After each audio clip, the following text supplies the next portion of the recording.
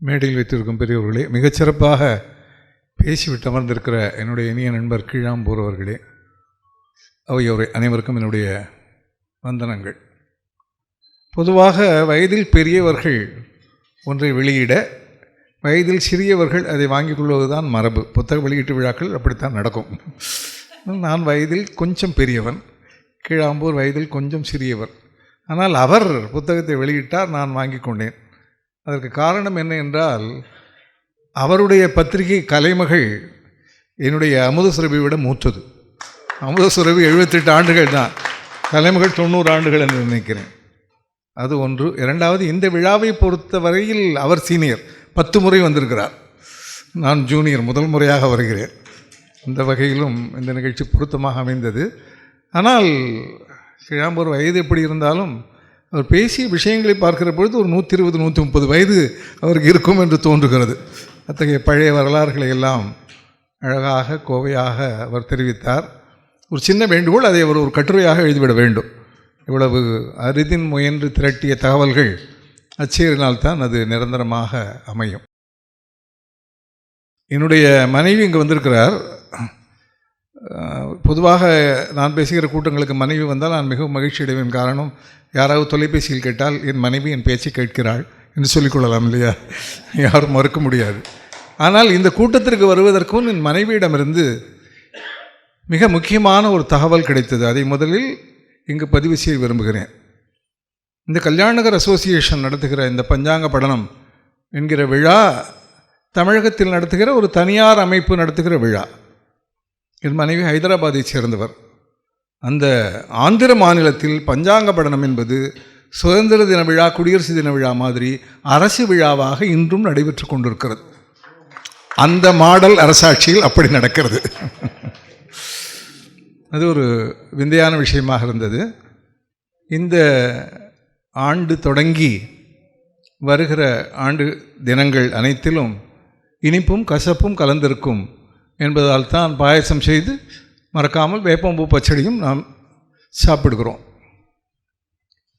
ஆச்சரியமான விஷயம், நீங்கள் யோசித்து பார்த்தால் சர்க்கரையை குறைக்க வேண்டும், சர்க்கரை அதிகமாகிவிடக்கூடாது என்றெல்லாம் சொல்வார்களே தவிர கசப்பை குறைக்க வேண்டும் என்று யாரும் சொல்வதே கிடையாது.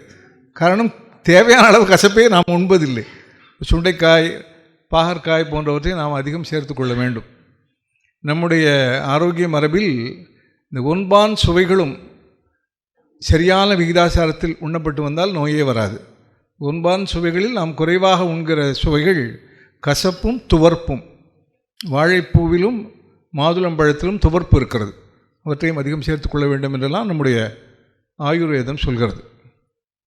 இந்த சித்திரை முதல் நாள் இந்திர விழாவாக கொண்டாடப்பட்டது. சிலப்பதிகாரத்தில் இந்திர விழாவில் மாதவி வீணை வாசித்து பாட அதை கோவலன் கேட்க அதன் பிறகு பிறந்ததுதான் ஊடல். அவன் பழையபடி கண்ணகியிடம் திரும்பி வருகிறான். மருங்கு வண்டு சிறந்தார்ப்ப மணிப்பூ ஆடை அது போர்த்து கருங்கயல்கண் விழித்தொல்கி நடந்தாய் வாழி காவேரி என்று புகழ்பெற்ற இந்த காணல் வரி பாடல். அது சிலப்பதிகாரத்தில் வருகிறது.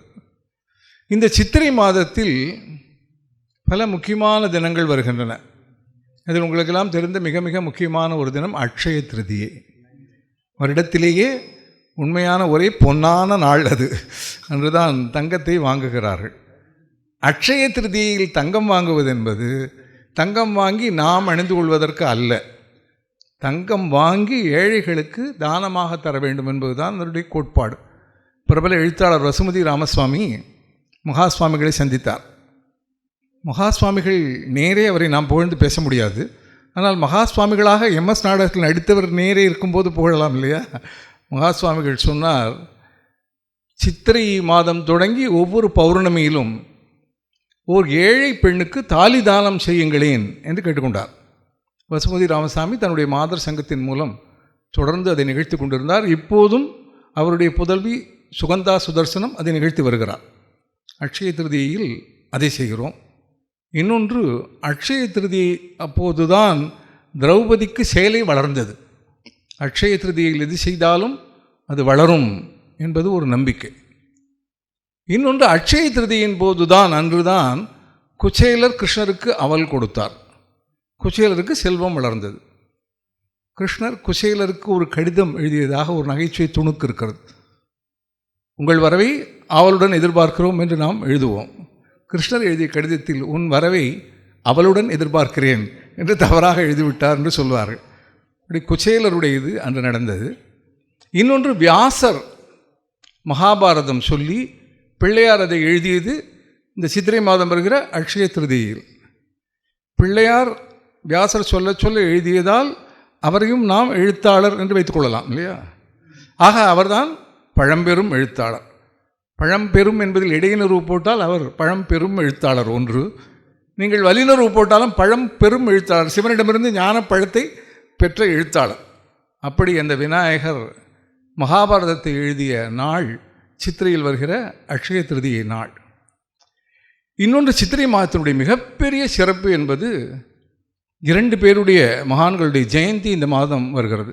ஆதிசங்கருடைய ஜெயந்தி, ராமானுஜருடைய ஜெயந்தி. ஆதிசங்கரர் காலடியில் பிறந்து காலடியால் பாரதம் முழுவதும் நடந்து ஷண்மத ஸ்தாபனம் செய்த ஒரு பெருமைக்குரியவர். மகாசுவாமிகளிடம் இந்திரா காந்தி அவர்கள் ஒரு பிரமுகரை அனுப்பி ஆதிசங்கரருக்கு தபால் தலை வெளியிடுவது பற்றி என்ன செய்யலாம் என்று கேட்டார்.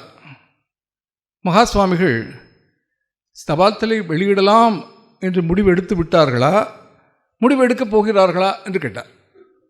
முடிவெடுக்கப் போகிறார்கள். அப்படி முடிவெடுத்தால் எந்த வகையில் ஆதிசங்கர் உருவத்தை அந்த தபால் தலையில் இடம்பெற செய்ய வேண்டும் என்று கேட்டு வர சொன்னார்கள் என்று அந்த பிரமுகர் சொன்னார். மகாசுவாமிகள் சொன்னார், முடிவெடுக்கவில்லை அல்லவா, ஆதிசங்கருக்கு தபால் தலை வெளியிட வேண்டாம் என்று சொன்னார். என்ன காரணம் என்று கேட்டதற்கு அவர் சொன்ன காரணம் ஒரு நடைமுறை காரணம். அந்த அஞ்சல் தலையை நாக்கில் எச்சில் தடவித்தானே ஒட்டுவார்கள், அது சங்கரருக்கு மரியாதையாக இருக்காது என்று மகாசுவாமிகள் சொன்னார் என்று ஒரு தகவல் இருக்கிறது. ஆதிசங்கரர் கனகதாரா ஸ்தோத்திரம் பாடினார். அயாச்சகன் என்கிற அந்த ஏழை அந்தணர் நீராட வெளியே போயிருக்கிற போது இந்த சங்கர குழந்தை துறவியாவதற்கு முன்னால் பாடிய ஸ்லோகம் அது. இந்த குழந்தை இந்த வீட்டு வாசலில் வந்து பவதி பிக்ஷாந்தேகி என்று சொல்ல, அயாசகன் மனைவி வந்து இந்த தெய்வீக குழந்தையை பார்த்து கொடுப்பதற்கு எதுவும் இல்லையே என்று பதைக்கிறாள். அவர்கள் வீட்டில் என்றுமே ஏகாதசி, அன்றைக்கு ஏகாதசி, மறுநாள் துவாதசி. எனவே துவாதசி என்று ஏதாவது பாரணை பண்ண வேண்டும் என்று ஒரு காய்ந்த நெல்லிக்காயை வைத்திருக்கிறாள். மாடப்பிறையிலிருந்து அந்த நெல்லிக்காயை அந்த ஆதிசங்கரருடைய தெய்வீக குழந்தையினுடைய பிக்ஷா பாத்திரத்தில் இட்டபோது அவர் உள்ளம் உருகியது. அப்போது தான் அங்கம் ஹரியே புலகபூஷணம் ஆசிரயந்தி பிருங்காங்கனைபம் குலாபரணம் தமாலம் என்று அந்த ஸ்லோகத்தை பாட தங்க நெல்லிக்கனி பொழிந்தது என்பது புராணம் அல்ல, வரலாறு. காலடியில் போனால் நீங்கள் அந்த வீட்டை இப்போதும் தரிசிக்கலாம். அந்த வீடை பராமரித்து வருகிறார்கள். ஆதிசங்கரர் போலவே இந்த மாதத்தில் சித்திரையில் பிறந்த இன்னொரு மகான் ராமானுஜர். மேல்கோட்டையில் இந்த கோட்டை மதில் சுவர் மேல் ஏறி நின்று எல்லோருக்கும் நமோ நாராயணாய என்கிற மந்திரத்தை அவர் உபதேசித்த ஒரு பொன்னாள் இந்த மாதத்தில் வருகிறது. ஆக ஆண்டின் சிறப்பு, மாதத்தின் சிறப்பு என்று எத்தனையோ சொல்லிக்கொண்டே போகலாம். நம்முடைய இந்து மதத்தை சார்ந்தவர்கள்தான் வாழ்க்கையை இயந்திரமயமானதாக மாற்றிக்கொள்ளாமல் உயிர் துடிப்போடு வாழ முடியும். காரணம், எல்லா மாதங்களிலும் பல்வேறு விழாக்கள், ஒவ்வொரு விழாக்களிலும் பல்வேறு பட்சணங்கள். கிருஷ்ண ஜெயந்தி என்றால் இந்த சீடை என்ன, முறுக்கு என்ன என்று வருகிறது. இன்று வந்தவுடன் நீர்மோரும் பானகமும் வேண்டுமா என்று கேட்கிறார்கள். விதவிதமான பலகாரங்கள், பணியாரங்கள், கொண்டாட்டங்கள் என்று இந்த இந்து மதத்தில் பிறந்ததற்கே நாம் 33 கோடி தெய்வங்களுக்கும் நன்றி சொல்ல வேண்டும் இல்லையா? அப்படிப்பட்ட உயர்வான இந்த மாதத்தில், வரலாற்று சிறப்புமிக்க இந்த பராபவ வருடத்தில் நாம் மறக்கக்கூடாத நம்முடைய உடலின் ஓர் அங்கம் இந்த விரல். அதை எப்படி பயன்படுத்த வேண்டும் என்று முடிவு செய்து தகுந்த வகையில் பயன்படுத்துவோம். எல்லோரும் வாக்களிப்போம், நம் நண்பர்களுக்கும் உறவினர்களுக்கும் அதை சொல்லுவோம் என்று சொல்லி இந்த மிகச்சிறந்த வாய்ப்புக்கு நன்றி கூறி விடைபெறுகிறேன். நன்றி, வணக்கம். சொன்ன ஆன்மீக பூமி அப்படின்னு சொன்னோம். ஆன்மீகம் இல்லைன்னா நம்ம இல்லை, அதை அழிக்கவும் முடியாது. அருமையாக சொன்னார். எப்படி நம்முடைய வளர்ச்சியை நாம் தொடர்ந்து சென்று கொண்டிருக்க வேண்டும் என்பதெல்லாம் நினைவிலே கொண்டு நல்ல முறையாக உபயோகப்படுத்துங்க. அவ்வளோதான். இன்றைக்கி எங்களுடைய வேண்டுகோளை ஏற்று இங்கே வந்திருந்து இந்த பஞ்சாங்கத்தை வெளியிட்ட ஐயா கீழாமூர் சங்கசுப்பிரமணியம் அவர்களுக்கு எங்களது மனமார்ந்த நன்றியினை கல்யாண நகர் அசோசியேஷன் சார்பாகவும் உங்கள் சார்பாகவும் நான் தெரிவித்துக் கொள்கின்றோம். அடுத்த திருப்பூர் கிருஷ்ணன் சார் அவர்கிட்ட ஃபோனில் தான் பேசினேன். உடனே டேட்டை குறித்து வச்சுட்டார். அப்புறம் எங்கள் ஆஃபீஸ் மேனேஜர் அடிக்கடி தொந்தரவு பண்ணியிருப்பார், ஞாபகப்படுத்தியிருப்பார் உங்களுக்கு. பட் இருந்தாலும் நீங்கள் இங்கே வந்திருந்து இந்த முதல் பிரதியை பெற்றுக்கொண்டமைக்கு எங்களுடைய பணிவான நன்றியினையும் வணக்கத்தையும் உங்கள் சார்பாகவும் கல்யாண நகர் அசோசியேஷன் சார்பாகவும் தெரிவித்துக் கொள்கிறேன். CA கோதாவரி குமார் அவர்கள் ஒரு சிறிய அன்பளிப்பை நம்முடைய விருந்தினருக்கு அளிக்குமாறு பணிவோடு கேட்டுக்கொள்கிறேன். ஒரு சிறிய அன்பளிப்பு தான், மிகப்பெரிய விஷயம் இல்லை.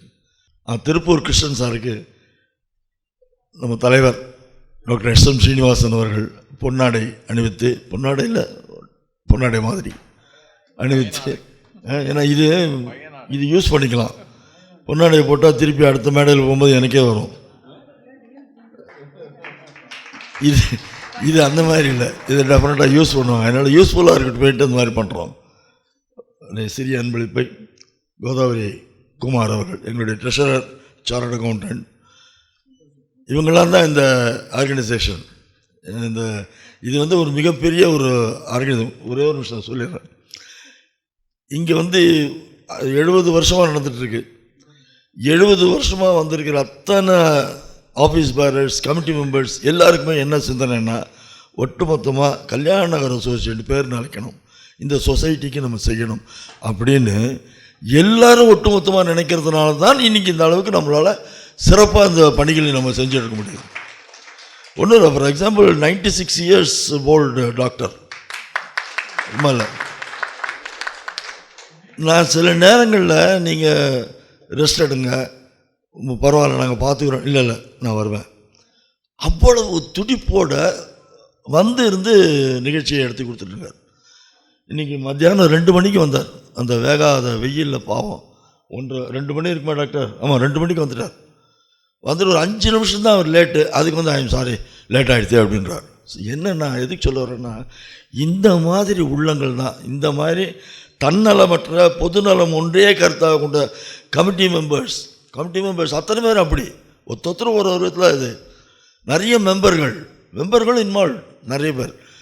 இது மாதிரி இருக்கிறதுனால தான் இந்த பஞ்சாங்கம் நம்ம வெளியிடக்கூடிய அளவில் இன்றைக்கி வந்திருக்கோம்.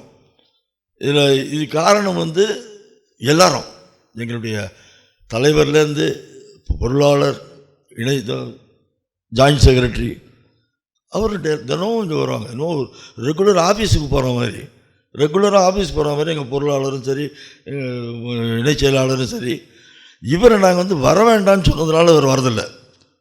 தேவைப்பட்ட போது மட்டும் நீங்கள் வாங்க போகிறோம், அலையாதீங்க அப்படின்னு சொன்னதுனால வரதில்லை. அதனால் எல்லாரும் சேர்ந்து ஒத்துழைச்சி, எல்லாரும் சேர்ந்து ஒன்றா இருக்கிறதுனால தான் இது போன்ற இவ்வளோ பேர் நீங்கள் வந்திருக்கீங்க. இப்போ நீங்கள் இல்லைன்னா இது ஒன்றும் கிடையாது. நாங்கள் 4 பேர் மட்டும் தனியாக பேசிகிட்டு இருக்க முடியுமா? எவ்வளோ பேர் வந்திருக்கீங்க, உங்களுக்கும் வேலைகள் இருக்குது, எல்லாத்தையும் விட்டுட்டு இங்கே வந்திருக்கீங்க.